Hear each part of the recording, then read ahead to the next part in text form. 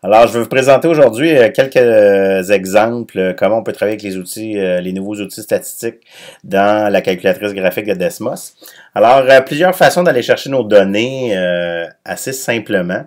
Donc ici, j'ai ouvert une feuille de calcul Google. Là, j'ai créé une liste là à peu près de 100, ben pas à peu près, mais de 100 données entre 5 et 50. Donc ça, c'est une façon simple. Vous pourriez prendre n'importe quelle liste de données que vous avez déjà sur Excel ou dans une feuille de calcul Google, puis faire le copier-coller. Donc, évidemment, quand vous faites ça, on vient sélectionner notre colonne, on vient copier, et dans votre calculatrice graphique de Desmos, vous faites juste un coller, et ça va générer une liste automatiquement. Donc, vous pouvez aller nommer votre liste avec la lettre majuscule de votre choix. Et là, ben, vous avez une liste de 100 éléments.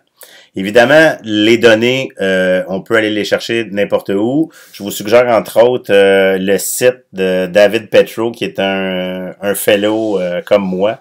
Alors, vous avez le site en haut ici, là, et vous pourrez aller regarder. Donc, David met des séries de données qu'on peut aller télécharger. Il en a commencé dernièrement, là, les salaires de la NFL et les tournées de spectacle, donc qui sont déjà transformées en données en liste de Google, en liste de Desmos, pardon, et vous pourrez les utiliser. Donc un site, un incontournable, je pense, en statistique, là, pour aller chercher beaucoup de données qui sont intéressantes et qu'on peut analyser.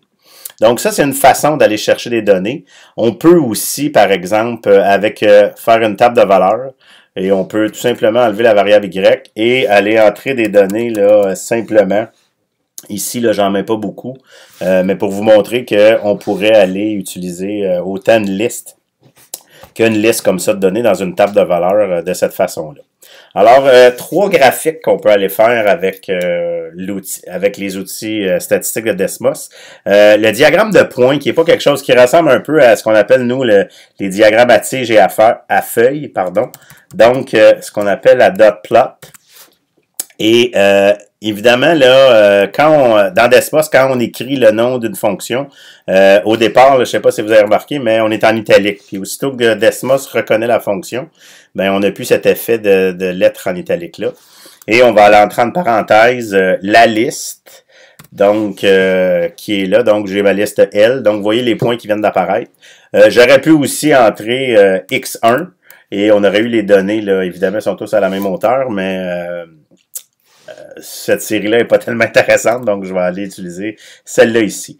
Et là, ce qui vient d'arriver, là, on a le diagramme de points qui est là, et il y a un petit outil qui vient d'apparaître, là, ce qu'on appelle le zoom fit. Donc, quand vous arrivez et vous cliquez là-dessus, donc ça vient transformer votre diagramme de points. Alors ici, si vous cliquez, on peut changer l'aspect des points, on peut changer la taille. Donc, déjà, on a un graphique qui est plus intéressant, on peut changer la couleur et ainsi de suite. Donc, diagramme à points qui est là.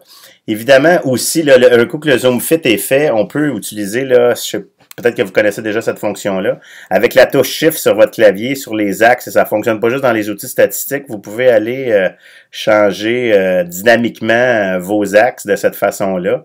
Alors, autant l'axe des abscisses que l'axe des ordonnées, donc on peut aller le transformer. Vous pouvez toujours revenir sur le zoom fit si vous voulez avoir ce que l'outil, lui, considère comme étant le meilleur ajustement, si vous voulez. Donc ça, c'est le diagramme de points. Je passe pas beaucoup de temps dessus parce que c'est pas quelque chose nécessairement qu'on va travailler ici au Québec. Ensuite, ben, on a évidemment l'histogramme. Alors, histogramme avec la liste de données. Je vais désactiver le diagramme de points. Alors, voici l'histogramme. Évidemment, on a ici, si vous regardez là, la hauteur des barres et l'alignement des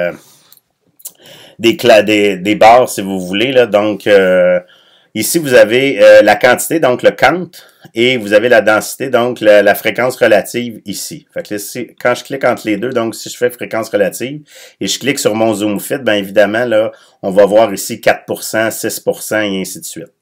Donc, tout dépendant de ce que vous voulez. Évidemment, là, quand je reviens à la quantité, je peux refaire mon zoom fit de cette façon-là. Si vous trouvez que c'est pas à votre goût, on peut aller le remodifier ici avec, je vous rappelle, la touche Shift et en allant dynamiquement changer la hauteur. Donc, on peut le faire de cette façon-là. L'alignement aussi, donc, il est centré sur les classes, donc on peut l'aligner au centre ou l'aligner à gauche. Évidemment, souvent, on aimerait ça dire, je veux une largeur, je veux décider de la largeur de mes classes. Évidemment, ben, je peux aller entrer une autre information, donc le bin width, c'est la largeur de votre barre, si vous voulez. Donc, si je veux une largeur de 5, par exemple, ou je veux une largeur de 10, et là, ben, c'est sûr que là, on peut l'aligner au centre ou à gauche. À ce moment-là, on va aller faire le zoom fit après ça et vous allez voir votre histogramme qui vient s'ajuster. On a le diagramme de quartile, pardon. Donc, ce qu'on appelle le box plot et avec notre série de données. Donc, évidemment, là, vous voyez que par défaut, il va s'installer tout en bas à une hauteur de 1. Donc, on peut aller changer ce qu'on appelle en anglais le offset. Là, évidemment, le temps que je traduise cet aspect-là de la calculatrice. Donc, ces mots-là vont changer. Alors, on peut aller changer le offset. Donc, par exemple, si je veux le voir à une certaine hauteur, je peux entrer 40. Donc, vous voyez qu'il est on a un déplacement vertical jusqu'à 40. Et la hauteur aussi, ben, si on veut changer la hauteur de notre diagramme de quartile, donc, je peux aller changer ces valeurs-là pour aller décider de la hauteur que je veux mon diagramme de quartile, évidemment. Donc, ce qui va être intéressant avec le diagramme de quartile, c'est d'avoir deux ensembles de données. Évidemment, là, on aura deux séries avec probablement des listes comme ça pour aller comparer nos données. Alors, ça fait un peu le tour là je présente pas tous les outils, il y a tout l'aspect du graphique de la binomiale et il y a tout cet aspect-là, donc de probabilité aussi, de d'autres diagrammes statistiques.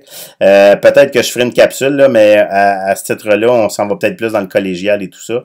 Donc, pour l'instant, je voulais me concentrer sur les outils qu'on avait au secondaire. J'espère que ça pourra vous aider.